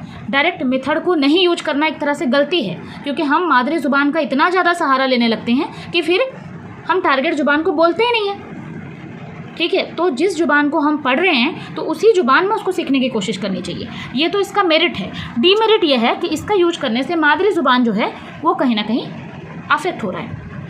ठीक है, तो यही अफेक्शन की बात दी है, नॉट अफेक्शन, अफेक्टेड है। तो यहाँ से आ गया क्या कि ये डायरेक्ट मेथड के यूज की वजह से मादरी ज़ुबान का इस्तेमाल कम हो रहा है, तो ये इसका कहीं ना कहीं डीमेरिट भी है। देखेंगे, उस्ताद तलबा की ख़राब कारकर्दगी की वजह जानने के लिए एक जांच करता है। ये जांच होती है क्या? इसको बोलते हैं तशख़ीसी जांच। तो आपके टेस्ट बहुत सारे होते हैं, इवाल्वेशन जिसको हम मूल्यांकन कहते हैं। पहला तो होता है आपका जो प्लेसमेंट इवाल्यूएशन होता है, जिससे आप एंट्रेंस आने के लिए करते हैं। फॉर्मेटिव टेस्ट होता है, पर यूनिट को आप पढ़ते हैं और फिर उसका टेस्ट लगवाते हैं ताकि हम जितना पढ़ाए हैं बच्चा उतना सीखा या नहीं, ठीक है। फिर उसके बाद में डायग्नोस्टिक टेस्ट होती है कि बच्चे की जो कमज़ोरी है उसको हमें फाइंड आउट करना है और उसके लिए हमें रिमेडियल टीचिंग भी देनी है, ठीक है। और आखिर में आपका समेटिव इवैल्यूएशन किया जाता है, एंड में उसको प्रोग्रेस रिपोर्ट दी जाती है, ठीक है, वो समेटिव है। लिखने की महारत को फ़रोग देने के लिए सबसे अहम क्या है? बच्चे के अंदर राइटिंग स्किल को डेवलप करने के लिए उसमें तहरीर में अपने राय, ख़यालात और तजुर्बात को बयान करना। देखें, बच्चा उसी टॉपिक को लिखना चाहेगा जो उसको अच्छी तरह से आता होगा या फिर जिसको वो अच्छे से जानता होगा। तो लिखने के लिए वैसे टॉपिक्स दिए जाएं जो बच्चे के लाइफ से रिलेटेड हो, उसकी मम्मी के बारे में हो या फिर उसके घर में उसके माहौल में जितने भी चारों तरफ जो सारी चीज़ें हैं उनके बारे में भी हम बोल सकते हैं, जैसे वो उनके बारे में लिख पाए अच्छे से। जिस मुताले में आमोज़गार को मतन पढ़ने से लुत्फ़ अंदोज़ होने और पढ़ने की आम महारत को फ़रोग देना शामिल हो, वो होता है तौसीही मुताला, एक्सटेंसिव रीडिंग। यानी जो भी आप टेक्स्ट पढ़ रहे हो उसको बहुत लुत्फ़ अंदोज़ में पढ़ रहे हो, यानी मज़ा ले लेकर पढ़ रहे हो। यानी वो कॉमिक हुआ, नॉवेल हुआ, आप जो फ्री टाइम में पढ़ते हैं वो एक्सटेंसिव रीडिंग है। अगर हम बात करें रीडिंग के, इसके भी कई टाइप्स होते हैं। इंग्लिश में आपने पढ़ा होगा 4 तरह के रीडिंग होते हैं। स्कीमिंग होता है, स्कैनिंग, इंटेंसिव रीडिंग और एक है एक्सटेंसिव रीडिंग, ठीक है।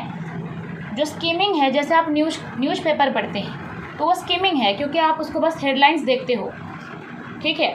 और स्कैनिंग होता है एक पर्टिकुलर इन्फॉर्मेशन को सर्च करना, जैसे आप डिक्शनरी से एक वर्ड सर्च कर रहे हो, सपोज एक वर्ड एस फॉर है या फिर किसी बी से कोई वर्ड खोज रहे हो आप, तो फिर आप डायरेक्टली बी को जाओगे ना, आप ए से तो सर्च नहीं करेंगे।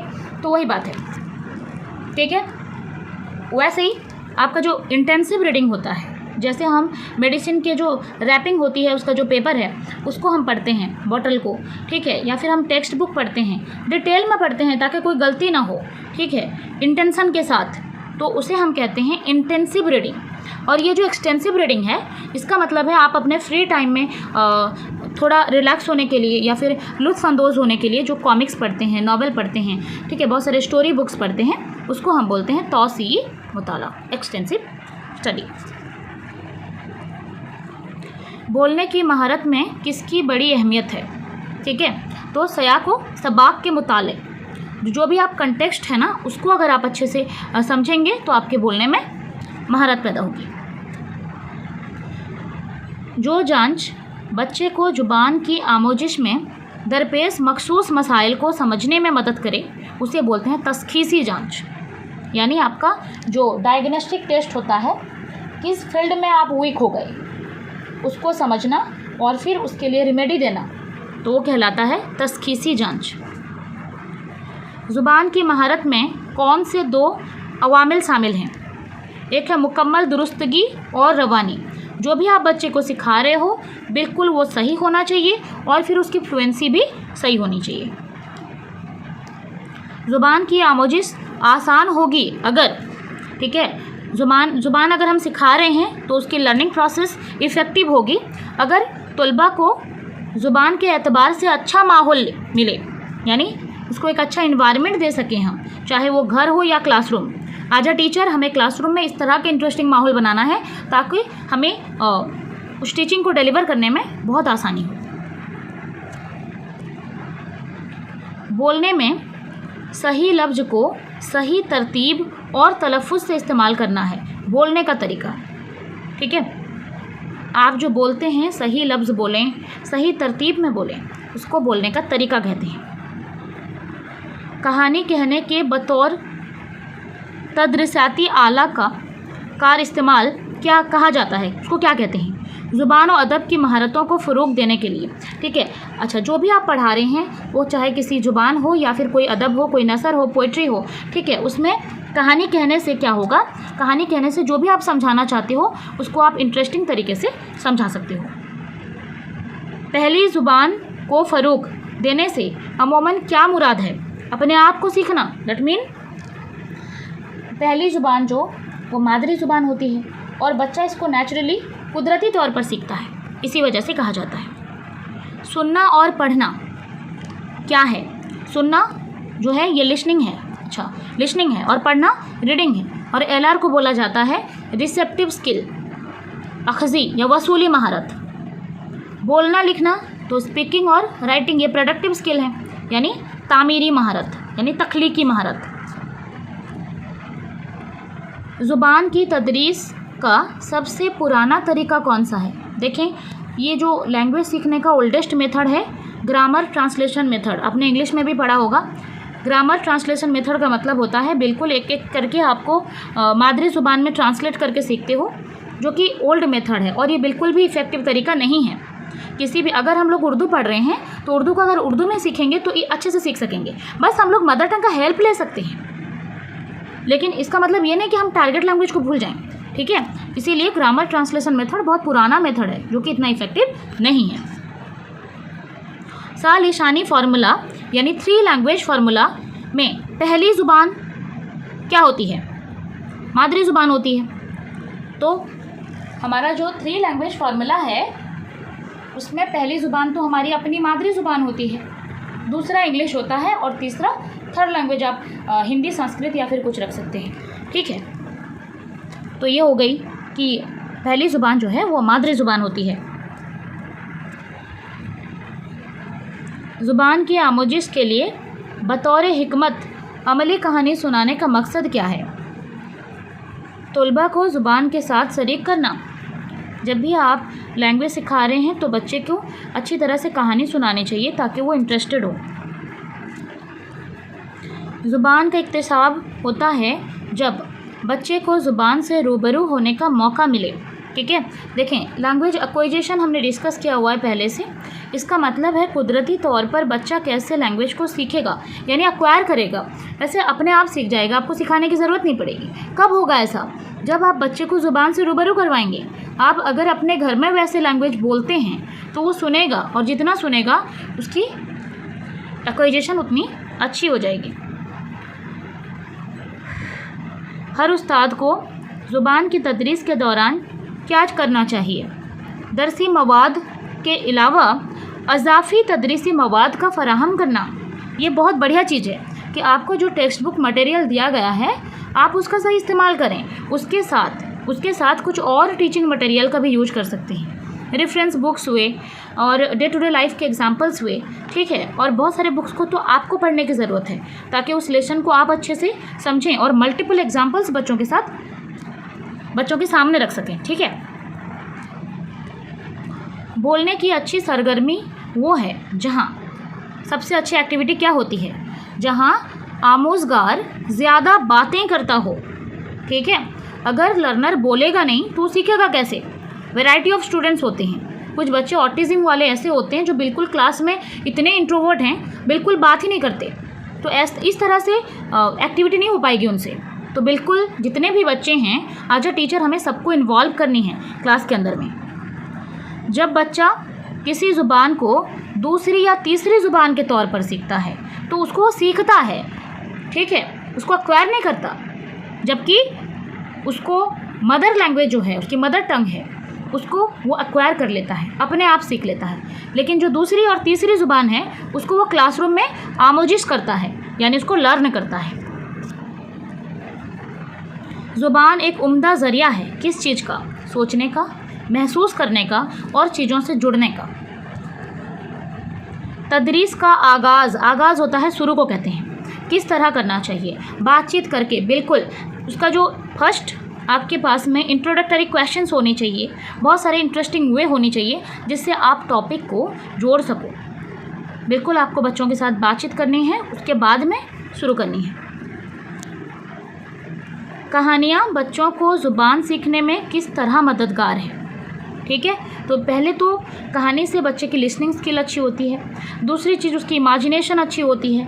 थर्ड चीज़ है कि वो अच्छे से बोल पाता है, क्योंकि उसने सुना है ना, जो हम सुनते हैं उसको अच्छे से बोलते भी हैं। तो ये बच्चों की ज़हनी फ़िक्र के नशोनुमा में मदद करेगा, ठीक है। उसकी जो कॉग्निटिव डेवलपमेंट है वो अच्छी होगी। इमदादी सामान तालीम यानी TLM टीचिंग लर्निंग मटेरियल को कितने हिस्सों में तकसीम किया गया है? Very important. तीन हिस्से हैं ये। एक है समई, जिसको हम लोग सुन के करते हैं, जिसको हम बोलते हैं क्या, सुनने वाला, माने ऑडिबल। अगर हम उड़िया में बोलने की कोशिश करें तो उसको बोलते हैं श्राव्य, ठीक है, जो सुनने लायक हो, ठीक है। और एक होता है जिसको हम बोलते हैं बशरी, दृश्य, जिसे हम देखते हैं, जैसे कि ब्लैक बोर्ड हो गया, टीचर पढ़ाता है ब्लैक बोर्ड में, या फिर बच्चे एक्टिविटी करते हैं जाकर ब्लैक बोर्ड में, तो उससे सामने वाले उसको देखते हैं ना, तो वो दृश्य हो गया। श्राव्य आप उसको रेडियो सुना सकते हो, या फिर आप खुद बा आवाज़ बुलंद अच्छे तलफ़ुज़ के साथ पढ़ाते हो, बातचीत करते हो, तो उससे भी उसकी जो है वो ऑडिबल होगा उसे।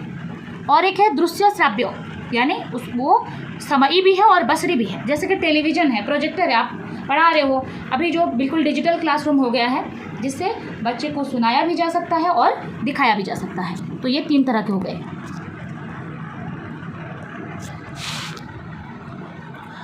आम मुद्दा और ख़ास मुद्दा, ये दो मुद्दा होता है आपके लेसन प्लान में, आप पहले लिखते होंगे आम मुद्दा, खास मुद्दा, ठीक है, जनरल एम, स्पेसिफिक एम, ठीक है। ये दोनों इस्तिलाहात किसके लिए इस्तेमाल होते हैं? तदरीसी मकासद के लिए, ठीक है। आप जो भी पढ़ा रहे हो उसका मकसद क्या है? आप उर्दू पढ़ा रहे हैं तो उर्दू में बिल्कुल बच्चे को मादरी ज़ुबान से आप दिलचस्पी पैदा करें, ठीक है, सही तलफ़ुज़ सिखाएं, उसकी किरदार साजी अच्छा कराएं, ठीक है, मुश्किल अल्फाज की अच्छी तरह से उसको जुमला बनाकर सिखाएं। तो ये सब है उसकी आम मकसद। ख़ास मकसद क्या है? वो उसके टॉपिक रिलेटेड है, हमने पहले इसको डिस्कस किया हुआ है। टॉपिक रिलेटेड है कि जो भी पढ़ा रहे हो आप उसके बारे में उसको इन्फॉर्मेशन देना। बच्चे का मदरसा, तो पहला मदरसा जो है वो माँ का गोद होता है। नेक्स्ट, तदरीसी वसाइल कौन सा इमदादी सामान तालीम सबसे ज़्यादा कारआमद है? टेलीविज़न है, क्योंकि इसको आप, ये ऑडियो विजुअल है ना, आप इसको सुन भी सकते हो और देख भी सकते हो, इसी वजह से ये बाकी के, इसका मतलब नहीं कि यही ही है, आपके पास 4 ऑप्शंस होंगे और उसमें ये बेस्ट होगा, क्योंकि इसमें सुना भी जा सकता है और देखा भी। ख़यालात की तरसील का अहम वसीला क्या है? ज़ुबान है, क्योंकि अगर आपके पास लैंग्वेज ही नहीं होगी तो आप मन में क्या सोच रहे हो बताओगे कैसे? जो हम फील करते हैं उसको बताने के लिए हमें जिस चीज़ की ज़रूरत होती है उसी को ज़ुबान कहा जाता है, यानी लैंग्वेज कही जाती है। इस्तक़राई तरीका यानी इंडक्टिव मेथड जो है, और इस्तख़राजी तरीका यानी जो डिडक्टिव तरीका है, ठीक है, और ये कहाँ पर अपनाया जाता है? कवायद में, ठीक है। जहाँ आप फार्मूला बनाते हो वो आपका इंडक्टिव मेथड है, ठीक है, और जहाँ आप फार्मूला को यूज करते हो वो डिडक्टिव मेथड होता है, ठीक है। डिसलेक्सिया किससे मुतालिक है? आपके पढ़ने में दुश्वारी। अगर आपको रीडिंग में प्रॉब्लम हो, ठीक है, अगर आप 100 को वज़ पढ़ते हैं, ठीक है, बी को डी पढ़ते हैं, तो उसको बोला जाएगा डिसलेक्सिया। तो डिसलेक्सिया की प्रॉब्लम हो गई वो, ठीक है। Dyscalculia, calculia term is related to mathematics, ठीक है। अगर कोई बच्चा रियाजी यानी मैथ्स के और हिसाब में प्रॉब्लम हो जाए उसको, तो वो हो जाएगी dyscalculia. Dysgraphia, graph is related to writing, ठीक है। अगर बच्चे को लिखने में दुश्वारी हो, जैसे बी की जगह वो डी लिख दे, ठीक है, और 100 की जगह वॉज लिख ले, तो उसको हम बोलेंगे डिसग्राफिया। देन डिसफेजिया, डिसफेजिया होता है समझने में दुश्वारी, ठीक है। आप बोल कुछ और रहे हो, उसको समझ कुछ और रहा है, तो उसको समझने में दुश्वारी हो तो उसको बोलते हैं डिसफेजिया। एक तालिब इल्म 31 को 13 और 6 को 9 लिखता है, तो उसको हम क्या बोलेंगे? लिखने की दुश्वारी, यानी हम बोलेंगे डिसग्राफिया। अगर यहीं पर बोल दिया जाए, सही से आपको पढ़ना है कि वह जो है लिखने पर दिया है या पढ़ने पर। सेम क्वेश्चन अगर सिर्फ यहाँ पढ़ना हो जाता तो आपका हो जाता डिसलेक्सिया, ठीक है।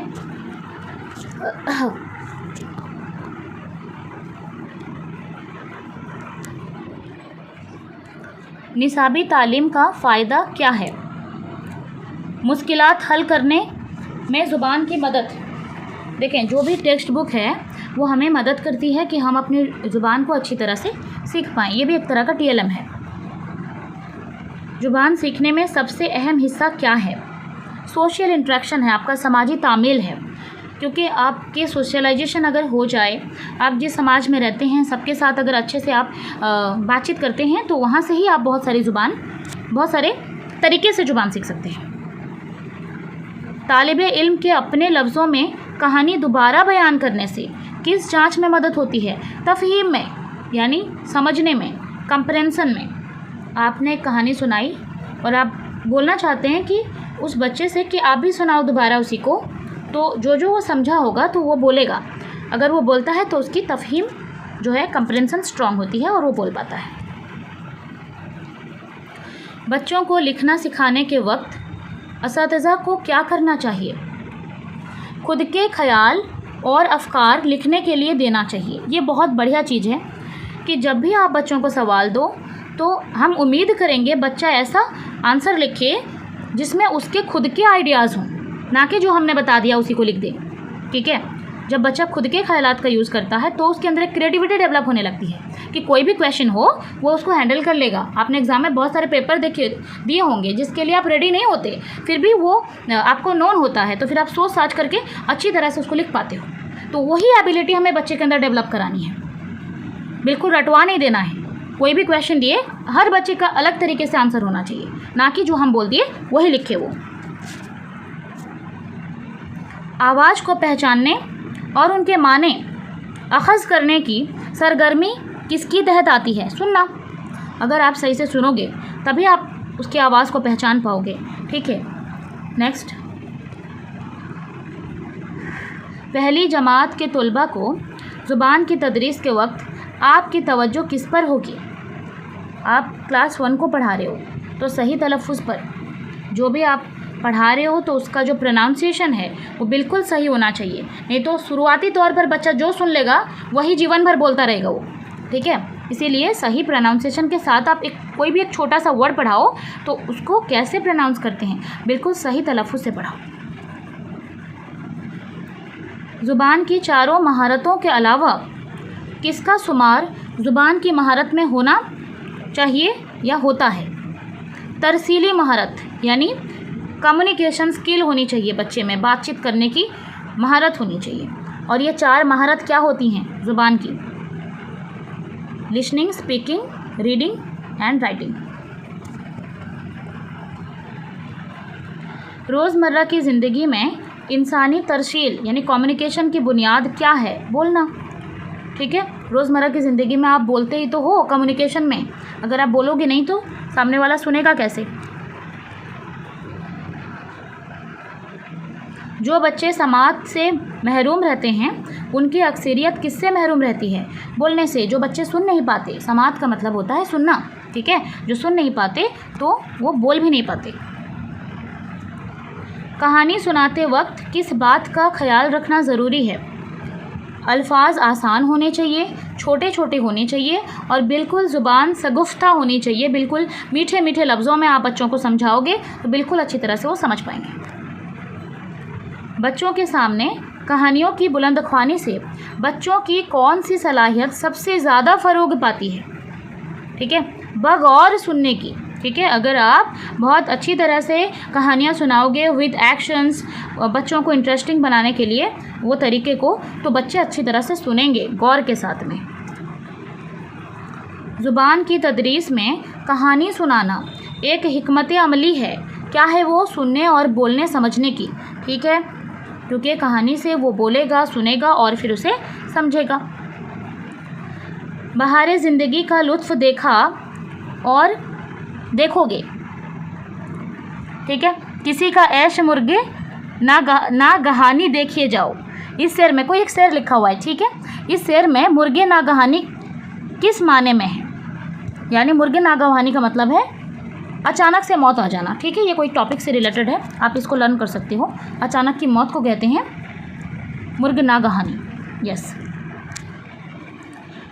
तदरीस नज़म का बुनियादी मकसद क्या है? अगर आप किसी को नज़म पढ़ा रहे हो तो उसका बुनियादी मकसद क्या होना चाहिए? तालिब इल्म सही अंदाज से नज़म पढ़े और उसे लुत्फ़ अंदोज़ हो जाए, उसको मज़ा आए जो भी आप नज़म पढ़ा रहे हो। ठीक है, तदरीस के लिए बनाए हुए एक मुनज़्ज़म मंसूबा सिस्टमेटिक प्लान को क्या कहते हैं? लेसन प्लान कहते हैं। अशराते सबक। आम मुद्दा और ख़ास मुद्दा ये दोनों इस्लाहात किस लिए इस्तेमाल होते हैं? तदरीसी मकासद के लिए, यानी जो भी हम सीख रहे हैं उसका एम होना चाहिए। बिना एम के कोई भी चीज़ सही से आप सीख नहीं सकते, ठीक है। तो ये दोनों जो भी हम पढ़ रहे हैं उसके मकासद के लिए हमने आम मुद्दा और ख़ास मुद्दा बनाया हुआ है लेसन प्लान में। कहानियाँ बच्चों को ज़ुबान सिखाने में किस तरह मददगार होती हैं? ठीक है, ये बच्चों में ज़हनी फ़िक्र की नशोनुमा कराती हैं, बच्चों के अंदर इमेजिनेशन पावर डेवलप होता है, इसी वजह से उनकी कॉग्निटिविटी फास्ट होती है। क्योंकि ये वीडियो बहुत लंबा हो रहा है, आप XX के स्पीड में भी देख सकते हैं अगर वक्त की कमी है तो। मैं कोशिश करूँगी कि जितना भी है ये पेडागोजी पूरा मैं कंप्लीट करूँ एक ही क्लास में, इसीलिए थोड़ा एडजस्ट करें। उस्ताद बनने के बाद आप ज़्यादा वक्त देंगे किस में? अगर आप टीचर बन गए ना, आप ओटेड इसलिए दे रहे हो ना, टीचर बनोगे, ठीक है, आप बन जाओगे, फिर मुताला व तदरीस में, ठीक है, आप खुद पढ़ेंगे और फिर अच्छे से बच्चों को पढ़ाएंगे। यही मकसद होना चाहिए टीचर का, ठीक है। नेक्स्ट, उर्दू ज़ुबान तलबा को किस तरह सिखानी चाहिए? ठीक है, सिखाई जाए कि उन्हें अच्छे से लर्न हो जाए। पहले उर्दू हरूफ तौजीही अल्फ़ाबेट्स को बच्चों को सिखाने हैं, फिर उसको आइडेंटिफाई करवाना है, ठीक है, क्योंकि इनिशियली अल्फ़ाबेट्स ही तो होते हैं। तदरीस कवायद का मकसद क्या है? आप कवायद क्यों पढ़ाते हो? ज़ुबान की शाख्त को, ठीक है, उसके स्ट्रक्चर को समझाने के लिए कि एक सेंटेंस अगर हम लिखेंगे तो कैसे लिखेंगे, पढ़ेंगे तो कैसे पढ़ेंगे, इसके लिए हम कवायद पढ़ते हैं। तालीम का एक अहम मकसद क्या है? ठीक है, शख्सियत साजी का, ठीक है, education is modification of behaviour. आप अच्छे इंसान बनेंगे इसलिए पढ़ रहे हैं, ठीक है, पर्सनालिटी मेकिंग के लिए। नेक्स्ट, सवाल करना कैसे जहन की अलामत है? सेहतमंद जहन की, ठीक है, क्योंकि जो अच्छे से समझा होगा या फिर समझने की कोशिश कर रहा होगा वही तो करेगा सवाल, ठीक है, क्योंकि जिसको कोई मतलब ही नहीं आप क्या पढ़ा रहे हो, ठीक है, वो सवाल क्यों करेगा? तो वही क्लास इफ़ेक्टिव है जहाँ पर बहुत सारे सवाल पूछे जा रहे हैं, ठीक है। नेक्स्ट, बच्चों की नशोनुमा के लिए ज़रूरी है, सबसे ज़्यादा क्या ज़रूरी है? बच्चों के लिए प्यार का माहौल बनाना, क्योंकि ये जो है अफेक्शन, बच्चा अपना घर छोड़ करके स्कूल में आता है और ज़्यादातर वक्त वो हमारे पास होता है, ठीक है, तो उसको अपनी मदर का, अपने फादर का, अपने घर में जो सारा माहौल है उसको वो खो ना दे। इसके लिए पूरे स्कूल को हमें घर जैसा बनाना चाहिए, उनको उतना ज़्यादा अफेक्शन देना चाहिए ताकि वो बिल्कुल आपके साथ घुल मिल जाए, ठीक है। तो बिल्कुल प्यारा सा माहौल बनाना चाहिए। स्कूल का मजबूत खंबा किसे कहते हैं? तालिबे इल्म को, क्योंकि बच्चे से ही स्कूल है, तो हर बच्चे को बिल्कुल डेवलप कराना है ताकि वो सिर्फ स्कूल का नहीं बल्कि मुल्क का भी खंबा बन जाए, ठीक है, बिल्कुल अच्छे से उसको डेवलप कराना है। नेक्स्ट, एक उस्ताद के लिए सबसे अहम चैलेंज क्या है? बहुत सारे चैलेंजेस है क्लास में, ठीक है, तो सबसे बड़ा चैलेंज क्या हो सकता है? तदरीस और इक्तिसाब के अमल को दिलचस्प बनाना। बिल्कुल, आपके क्लास को इंटरेस्टिंग बनाना ही बहुत ज़्यादा ज़रूरी है, क्योंकि वैरायटी ऑफ स्टूडेंट्स मिलेंगे आपको, हर बच्चे की लेवल अलग होगी, एबिलिटी अलग होगी, तो आपको सभी को ध्यान में रखते हुए आपका प्लान बनाना है जिससे आपका स्ट्रेटजीज़ अच्छे हों, दिलचस्प हों। एक उस्ताद के लिए सबसे अहम काम क्या है? सबसे ज़रूरी काम क्या है? तदरीसी तजुर्बात फराहम करना, ठीक है, बहुत सारे एक्सपीरियंस गेन करना जो टीचिंग से रिलेटेड हो ताकि वो अच्छे से पढ़ा सके। तख्तासिया पर लिखते वक्त सबसे ज़्यादा अहम क्या होता है? जब आप ब्लैक बोर्ड पर यूज करते हो ब्लैक बोर्ड का, तो सबसे ज़्यादा ज़रूरी है कि असातिज़ा के तालीमी वो फ़नी मियार पर, ठीक है, आप जो भी लिख रहे हैं वो बिल्कुल बच्चों को दिखाई देना चाहिए, बच्चों को समझ आना चाहिए, ठीक है, उस तरीके से आप लिखेंगे। मैं बहुत फास्ट बोल रही हूँ क्योंकि बहुत ज़्यादा लंबा वीडियो हो रहा है। अगर आपको दिक्कत हो रही है समझने में तो थोड़ा आप पीछे जा सकते हैं, स्पीड को कमा के आप देख सकते हैं। तालीम का मकसद क्या होना चाहिए? अमली ज़िंदगी के लिए तलबा को तैयार करना, ठीक है, बिल्कुल वो अपने डे टू डे लाइफ में किस तरह अच्छा इंसान बन सके, बिल्कुल वही होना चाहिए तालीम का मकसद। एक मिसाली और बेहतर उस्ताद कौन है? बेस्ट टीचर क्या होता है? जो तलबा का दोस्त बने और रहनुमा बने, उसको बिल्कुल कदम कदम पर उसकी रहनुमाई करे और उसके साथ फ्रेंडली एनवायरनमेंट में रहे, वही अच्छा टीचर होता है। ठीक है, एज अ टीचर हमें वो सारी क्वालिटीज़ होनी चाहिए। तालीमी अमल में तवज्जो का मरकज़ किसकी ज़ात होनी चाहिए? बिल्कुल सेंटर, तवज्जो का सेंटर बिल्कुल बच्चा ही होना चाहिए, तालिबे इल्म। तलबा को घर का काम देने का मकसद, यानी जो होमवर्क हम बच्चों को देते हैं उसका मकसद क्या है? घर पर मुताला करने की आदत डालना। जो भी हम एक्टिविटी उसको करवाए हैं स्कूल में, वो बिल्कुल घर में उसको फिर से देखे, पढ़े, समझे और उसको आदत बन जाए सेल्फ लर्निंग करने की। नेक्स्ट, एक तालिबे इल्म की नाकामी दरअसल नाकामी है मौलिम की। यस, अगर कोई बच्चा आपके क्लास में फ़ेल हो रहा है, इसका मतलब आप फेल हो रहे हो। हमने उन्हें अच्छी तरह से सिखाया ही नहीं, इस वजह से वो फेल हो गए। ठीक है, तो बिल्कुल आपको अच्छी तरह से उनके लेवल तक जा कर के बिल्कुल आपको एम्पैथेटिक बनना है। बच्चा क्या फील करता है वो फील करनी है, तब आप समझ पाएंगे उसकी कंडीशन क्या है। और बिल्कुल भी हमारे क्लास में कोई भी बच्चा नाकामयाब नहीं होगा। मालिम की कामयाबी किस पर मुज़म्मिर यानी छुपी हुई होती है? तलबा की आला कारकर्दगी पर। ठीक है, बच्चा किस तरह परफॉर्म करता है वही आपकी काबिलियत है, वही आपकी कामयाबी है। एक मालिम अपने तलबा में किस तरह तहरीक पैदा कर सकता है? कैसे हम बच्चे को मोटिवेट कर सकते हैं? बिल्कुल रहनुमाई करके उसको तरह तरह के एग्ज़ाम्पल दे सकते हैं कि आपके एज में जो बच्चे हैं, कुछ बच्चे हैं जो ऐसा ऐसा काम किए थे, डेवलपमेंट किए थे, या फिर कोई एक बच्चा है या बच्ची है जो बहुत ज़्यादा डेडिकेटेड है, बिल्कुल अच्छी नॉर्म्स, अच्छी आदतें सीखती हैं, बिल्कुल आपको भी सीखना चाहिए। ठीक है, अच्छे इंसान की अहमियत क्या होती है, बिल्कुल बच्चे को अच्छी तरह से मोटिवेट कर सकते हैं जिससे वो खुद ही इंटरेस्टेड हो जाए। तलबा की तवज्जो को तदरीसी अमल पर मरकूज़ रखने के लिए एक मालिम को क्या करना चाहिए? एक टीचर को क्या करनी चाहिए? क्वेश्चंस पूछनी चाहिए ताकि वो क्लास में इंगेज रहे। जो बच्चा सबसे ज़्यादा डिस्टर्बेंस करता है, आपको उसी को इंगेज ज़्यादा करनी चाहिए, उसी का नाम लेकर के बहुत सारी इंटरेस्टिंग एक्टिविटी करानी है ताकि वही आपकी तरफ ज़्यादा इंटरेस्टिंग वे में देखे। नेक्स्ट, एक उस्ताद के लिए क्या ज़रूरी है? तलबा के मुश्किलात को हल करना, जो प्रॉब्लम्स हैं बच्चों की उसको दूर करना। नेक्स्ट, एक उस्ताद का काम क्या है? तलबा की तालीम और तरबियत करना, अच्छी तरह से बच्चे की तालीम देना, उसकी अच्छी ट्रेनिंग करवाना, वही है। तलबा को स्कूल में खेल के मौका फराहम क्यों करना चाहिए? बहुत अच्छा होता है ये फ़िज़िकल एक्टिविटी। इनमें बाहमी ताउन आएगा और जिस्मानी ताउन आएगा। ठीक है, फिज़िकली इनका बॉडी बैलेंस होगा, बहुत ज़्यादा सेंस ऑफ ऑर्गन एक्टिव हो जाएंगे। ठीक है, जिससे बच्चे को क्लास में पढ़ाते वक्त वो बिल्कुल एक्टिव होकर के सुनेगा या पढ़ेगा, एक्टिविटी में हिस्सा लेगा। तालीम का बुनियादी मकसद क्या होना चाहिए? रवैया में तब्दीली, बच्चे के अच्छे एटीट्यूड बनाना, उसके अंदर अच्छाई डेवलप कराना, तो वही होती है। तदरीस का अहम मकसद क्या है? तलबा के अंदर कुव्वत फ़िक्र पैदा करना। ठीक है, अच्छा इंसान बनाना उसे, बस।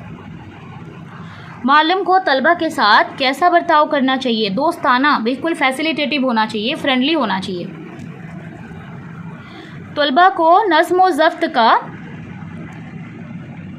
या एक सेकेंड, तो तलबा को नज़्म व ज़ब्त का पाबंद बनाने के लिए, ठीक है, एक सेकेंड, पाबंद बनाने के लिए सबसे मौजू और अच्छा तरीका क्या है? सबसे अच्छा तरीका क्या होता है? बच्चे के अंदर में नज़्म व ज़ब्त को क्या करना? पाबंद बनाना उसे। ठीक है, तलबा के मसाइल को हमदर्दाना तौर पर हल करना। ठीक है, जो भी प्रॉब्लम्स बच्चे के पास है ना, बिल्कुल उसको एम्पैथेटिक होकर के, ठीक है, बिल्कुल एम्पैथेटिक होकर के आपको समझना है। ठीक है, जो उसकी फीलिंग को बिल्कुल अच्छी तरह से आपको समझ लेना है, तब आप उसको समझ पाओगे। स्कूल में खेलों के इनाकाद यानी हेल्प अप का मकसद क्या होता है? जो बच्चों को खेल प्रोग्राम्स किए जाते हैं, बिल्कुल पीईटी प्ले एजुकेशन टीचर होते हैं, उसका क्या मकसद है? बच्चे की ऑलराउंड डेवलपमेंट की जा सके, हम्मा जहत नसोनुमा। तलबा की सलाहियत का अंदाज़ा लगाया जा सकता है, कैसे? बच्चा कितना ज़्यादा काबिल है, सबक पढ़वाकर हम उसको पता कर सकते हैं उसकी एबिलिटी क्या है। क्योंकि सिर्फ सबक जब हम पढ़ाते हैं, सिर्फ पढ़ाते नहीं हैं, बहुत सारे एक्टिविटी करवाते हैं जिसमें बच्चे को उसमें हिस्सा लेना होता है। तो जितना वो एक्टिव रहा उससे हम पता कर सकते हैं कि उसकी एबिलिटी कैपेसिटी क्या है। अमली मकसद क्या मुराद है? अमली मकसद का क्या मतलब होता है? सही लिखना, बोलना, सही पढ़ना, सिर्फ लिखना पढ़ना नहीं, बिल्कुल अमली मकसद है, बिल्कुल जितने भी स्किल्स हैं सभी में डेवलपमेंट कराना। ठीक है, आप ऑप्शन के हिसाब से देखेंगे कौन सा सही है। बच्चों को ज़ुबान सिखाने के लिए सबसे आसान तरीका क्या है? तस्वीरें दिखाई जाएं। बिल्कुल, आप उसको समई बशरी या फिर समई बसरी TLM का यूज करें ताकि इफेक्टिव हो। ऑप्शंस देख के आप बेस्ट ऑप्शन चूज करेंगे। दर्स व तदरीस में ज़ुबान की कौन सी सूरत को ज़्यादा अहमियत दी जाती है? तहरीरी जदीद मतलब नया तरीका जो है, ठीक है, उसको जो एक सेकेंड तो जो भी आप पढ़ा रहे हैं तो उसमें हम लोग तहरीरी तरीके से उसको पढ़ाते हैं। तो ये हो गया राइटिंग, ये सही है। नेक्स्ट आते हैं जदीद यानी नया तरीका जो है, नया तरीका तालीम में तलबा को कौन सा मौका दिया गया है खुद से करने का? अभी जो नया तरीका तालीम है जिसका मरकज बच्चा है, ठीक है, उसमें बच्चे को कैसे हम सीखने का मौका देंगे? जैसे बच्चा खुद करके सीखे, एक्टिविटी बेस्ड। नेक्स्ट, सबक को आसान और आम फहम बनाने के लिए क्या करेंगे हम? इमदादी अशिया का TLM का इस्तेमाल करेंगे। तलबा में नाकस तलफ़ुज़ की असल वजह क्या है? अगर बच्चा गलत पढ़ता है, उसकी प्रोनाउंसिएशन सही नहीं है, तो उसकी क्या वजह हो सकती है? स्कूल में गुफ्तगू से मुतालिक सरगर्मियों की कमी, बच्चा बिल्कुल भी एक्टिवली पार्टिसिपेट नहीं करता है क्लास में, इसी वजह से उसकी कमियां बहुत ज़्यादा है।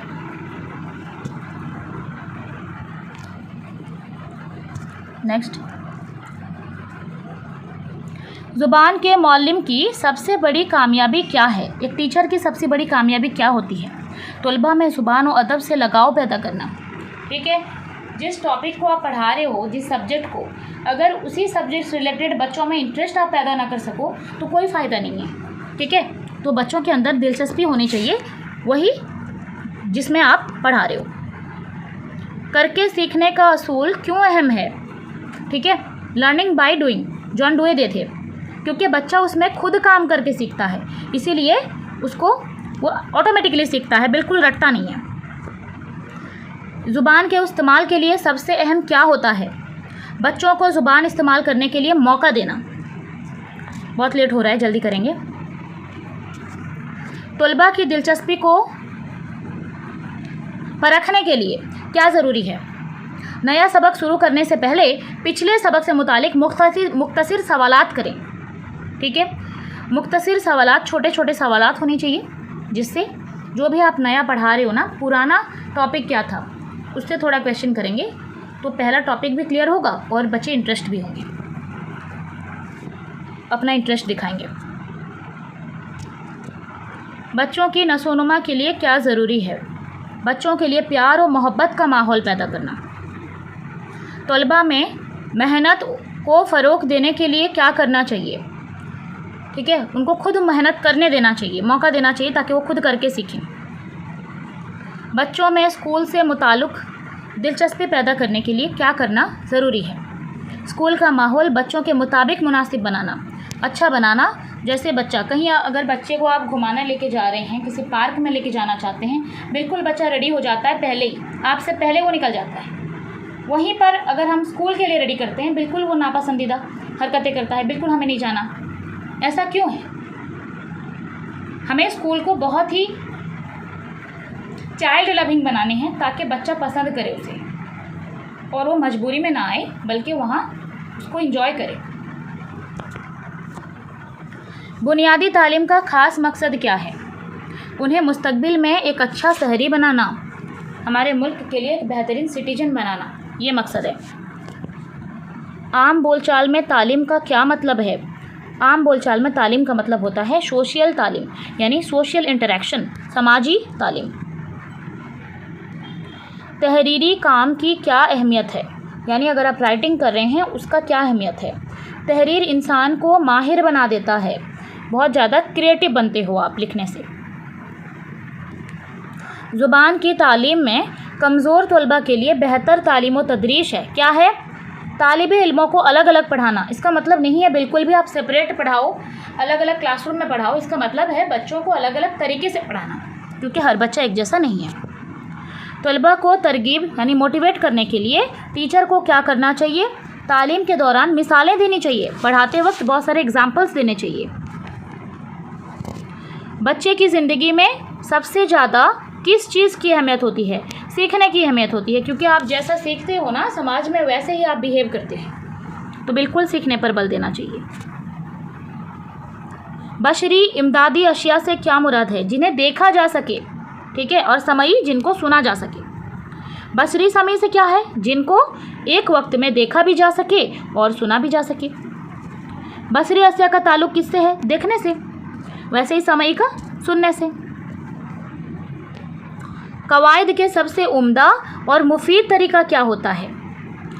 तो ये होता है इस्तक़राई तरीका और इस्तख़राज़ी तरीका। ये दो तरीका है आपका, इंडक्टिव डिडक्टिव, ये दो है। पढ़ने के लिए कितने अज़्ज़ा होते हैं? तो वैसे तो पढ़ने में तो दो आता है, एक है बुलंद आवाज़ से पढ़ना और एक होता है साइलेंट रीडिंग करना, खामोशी मुताला करना। क्योंकि आपके ऑप्शंस में 3 होंगे और 2 नहीं हुआ, तब आपको 3 करना है। क्योंकि 3 हो सकते हैं कैसे? ये जो हमारा बुलंद आवाज़ से पढ़ना है, ये भी फिर दो तरीके का हो सकता है। एक है नमूने की बुलंद ख्वानी, जब टीचर पढ़ता है। दूसरा है इनफरादी बुलंद ख्वानी। बुलंद ख्वानी में 2 आ गई।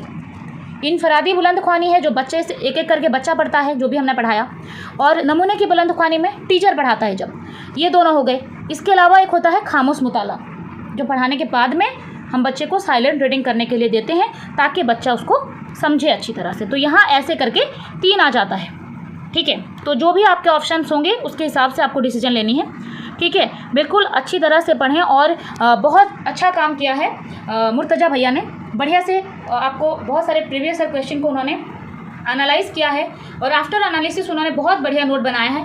तो आपको बहुत बहुत फ़ायदा होगा इसका, ठीक है। आप अच्छी तरह से इसको लर्न करें और इसके साथ आप प्रीवियस ईयर क्वेश्चंस को देखें, जिससे 1-2 अगर आप कर लेंगे तो ऑलमोस्ट आप बहुत अच्छा स्कोर करेंगे। और नेक्स्ट एक क्लास में हम लोग जितना ग्रामर है और सभी को एक साथ में डिस्कस कर लेंगे, ठीक है। और इससे अगर आपको हेल्प हुआ है तो डेफिनेटली आप हमें बताएं, कमेंट करें।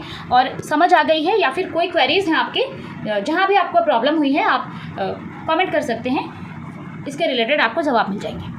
Thank you.